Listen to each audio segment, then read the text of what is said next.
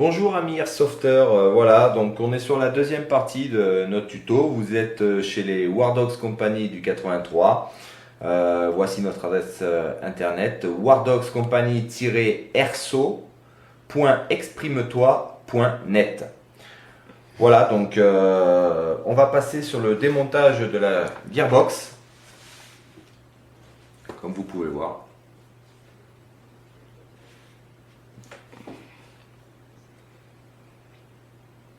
Donc l'objectif, c'est de la démonter et puis de la upgrader. Donc, je vais d'abord enlever le câblage. Donc on a du câblage rouge et noir. Là, il se trouve que j'ai le noir. Hop, je l'enlève. Petite pièce plastique du câble. Comme ça, on se rappelle. On n'oublie pas. Je vais essayer d'enlever la petite plaque métallique qui se situe juste ici là, qui est maintenue par un petit loquet métallique là. Donc il suffit généralement de faire poussoir à l'aide d'un outil pour pouvoir la sortir, hein, pour le plus simple. Alors mon tournevis plat. Tac.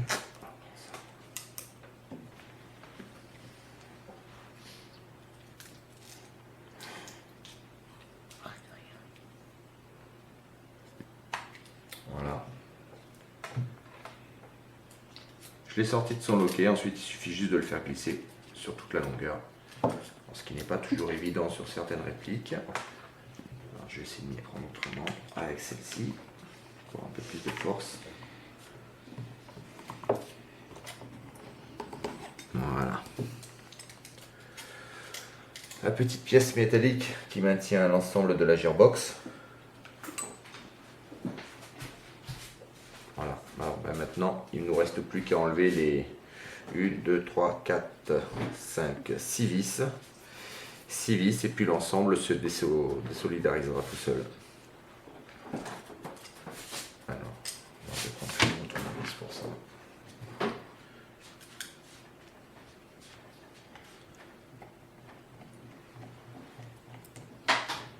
Alors j'exerce toujours une pression sur la gearbox parce que vous vous doutez bien qu'avec le ressort qui est sous pression, si on ne maintient pas une petite pression, il y a un risque d'éclatement, quoi, hein. C'est-à-dire que votre matériel ne sera pas cassé, mais si vous n'avez jamais démonté une gearbox, il vaut mieux procéder comme ça. Au moins quand vous enlevez le support de la gearbox supérieure, vous avez tout le contenu intérieur et ça vous permet de visualiser le contenu de celle-ci pour le mémoriser, quoi. Voilà, ça c'est pour le petite pièce là, c'est le support moteur, hein, que je mets ici et je continue au dévissage.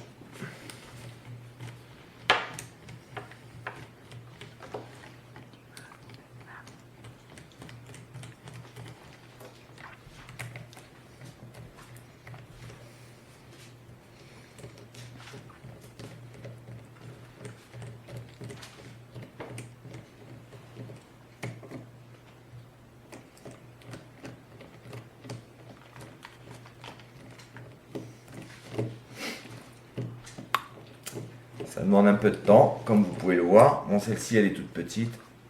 Moi, ce que je fais généralement pour me repérer, c'est que je m'imagine l'arme en positionnant mes vis comme ça. Je ne peux pas me gourer parce que il peut y avoir des vis qui sont plus longues que d'autres. Alors, je les dispose de manière à... Voilà, comme ça, je suis sûr que ça correspond au schéma de ma gearbox.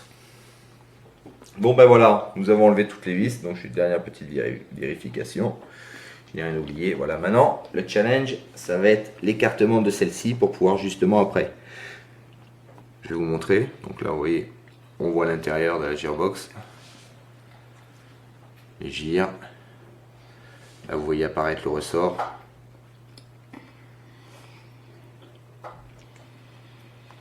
Le cylindre.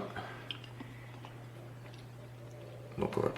Donc moi, je pratique en prenant un tournevis plat et j'essaye de faire support à un endroit où je peux pour pouvoir procéder à son écartement léger. Voilà. ça s'est écarté. On l'a entendu, vous avez entendu un petit clic. C'est le ressort qui a bougé.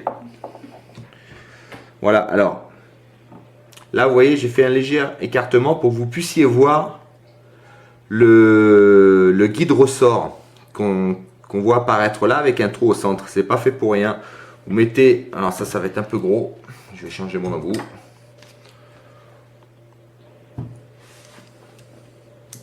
Pour éviter que le ressort vous saute au visage.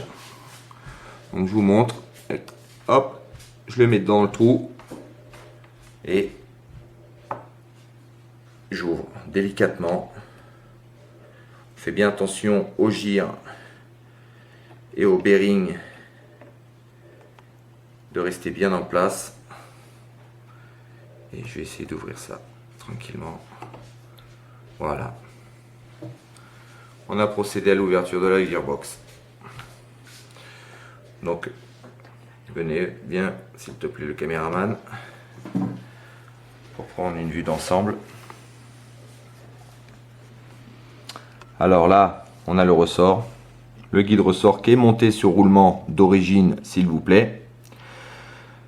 On a un cylindre qui est ouvert. Bon, ça, c'est pas le top. Il vaut mieux avoir des cylindres complètement fermés. Mais bon, à voir. Sinon, tout est d'origine. La réplique est entièrement d'origine. Voilà, donc tu peux rester là pour le reste des choses. Donc ça, on n'a pas y touché. Pour l'instant, le plus important, c'est de détendre le ressort. Alors, on va détendre le ressort gentiment. Voilà. Vous voyez, il y a un peu de recul quand même, donc il y a de la pression. Hein. C'est pourquoi il vaut mieux mettre le tournevis, parce que si vous l'ouvrez, si vous ouvrez votre gearbox sans mettre votre tournevis, vous allez faire ça, vous avez le ressort qui va partir d'un coup et tout ça, ça va voler. Donc, bon, ben après, à remonter, si on n'a pas eu le temps de voir une vision de l'ensemble, comme là, ça peut être galère, quoi. Donc, le guide ressort, vous voyez, monté sur roulement, d'origine. Donc ça, c'est plutôt bien. Le ressort, alors, je ne pourrais pas vous dire quel type de ressort c'est. Bon, c'est du d'origine, donc j'imagine que c'est du M120. Hein, donc, à voir. Ensuite, on va enlever tout ça. Donc, là, je vais enlever. Alors, pour vous montrer, le bearing et la petite rondelle qui est là, qui se met juste comme ça, tac, et qui se remet à cet endroit, le moment venu. Voilà. Donc, attendez voir. Alors, pour enlever cette pièce là, alors qui est le tappet plate, je crois, je suis pas sûr du nom, mais bon, voilà, il y a un petit ressort. Alors moi je vais utiliser ça pour l'instant. Pour le remettre, j'utiliserai une petite pince, c'est plus pratique. Voilà, hop, vous faites ça délicatement. Petit ressort qu'il y a juste ici là, que j'ai décroché, qui était sur cette petite fixation là. Et ensuite, eh ben, il suffit de sortir le matos. Voilà. J'ai le petit ressort. Vous voyez le petit ressort qui vient comme ça. Tac, et qui s'accroche sur la petite pièce métallique que je vous ai montré juste avant. Donc ça, hop, on l'enlève. Là, donc on a piston, tête de piston d'origine. Vous voyez, ça reste basique, mais franchement fonctionnel. Marche très bien pour de l'origine. Donc le cylindre, je vous disais, pré-perforé. Et ça, la tête de cylindre. Tout à l'heure, j'ai dit tête de piston, c'est une erreur, c'est la tête de cylindre. Donc elle, par contre, franchement, m'a l'air un peu fatigué quand même. Parce que ça, c'est très très gras, très très huileux. Et j'ai l'impression qu'au niveau étanchéité, c'est pas trop ça. Donc il était temps de le changer, je pense. Le nozzle, qui se met bien sûr sur cette partie-là. Voilà donc pour cette première partie de démontage de la gearbox. Donc on va procéder ensuite au dégraissage de tout ça. Donc pour le dégraissage, moi j'utilise un dégraissant classique, aérosol, avec du sopalin. Ça marche super bien et c'est très efficace. Donc on se revoit pour la deuxième partie du démontage et remontage de la gearbox avec le montage des pièces que je vous ai présentées. Donc je vais vous les remontrer parce que je crois ne pas l'avoir fait. Donc piston, tête de piston polycarbonate montée sur roulement qui sont juste ici. Voilà, caméraman si vous voudra faire un gros plan dessus. Et la tête de cylindre en aluminium. Vous voyez un double joint qui sont beaucoup plus prononcés que celui d'origine. Donc à mon avis, l'étanchéité sera parfaite. Voilà. Voilà pour les pièces. Donc voilà, je vous dis à très bientôt. Donc sur notre forum les Wardogs Company du 83. Venez nous voir et puis on vous attend avec impatience sur notre forum. Voilà. Allez, à très bientôt. Au revoir. Voici la deuxième partie du tuto démontage et upgradage de la gearbox du MP5 Navy. Voilà. Donc sur la première partie, on a fait le démontage de la gearbox. Là maintenant, on va procéder un petit peu au dégraissage de tout ça là, parce que on voit qu'il y a beaucoup de graisse dégueulasse. Voilà. Donc qu'on va changer. Pareil pour les gires interne, tout ce qui est interne ici, on va enlever toutes les pièces, les nettoyer, les dégraisser, les regraisser et les remettre en place. Voilà, donc on va commencer par ça. Donc l'idéal, c'est de bien tout repérer et vous les replacer de telle manière à ne pas vous tromper. Donc là c'est pareil, on a un petit ressort que vous voyez pas là parce qu'il y a beaucoup trop de graisse. Voilà. Donc cette petite pièce là, tac, c'est l'anti-retour.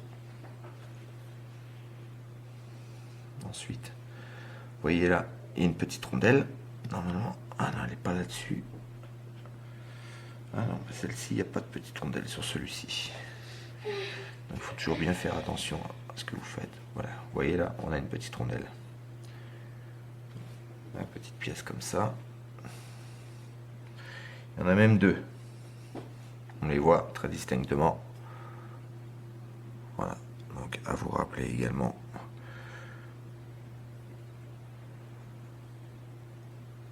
Moi, je vais les remettre dessus comme ça. Hop. J'oublie pas. Donc là, je vais tenter d'enlever. Allez, viens. Hop. Pareil. En dessous, nous n'avons pas de rondelle. Vous voyez, beaucoup de graisse, franchement. Bon, c'est pas mauvais en soi, mais avec la poussière, l'usure des pièces et tout, bon, ben, il faut quand même la changer régulièrement, quoi. Voilà, donc là, pareil, on a le bearing et une rondelle. Bon, c'est pareil, ça, je laisse ça comme ça pour l'instant, avant le nettoyage. Voilà. Donc, pour le nettoyage, donc pareil, faites très attention à la gâchette, hein, parce que c'est plein de petits ressorts. Pour l'instant, pour ce type d'opération, on n'a pas besoin d'y toucher, donc laissez toujours un doigt dessus, on ne sait jamais. Voilà, je dégraisse. Pour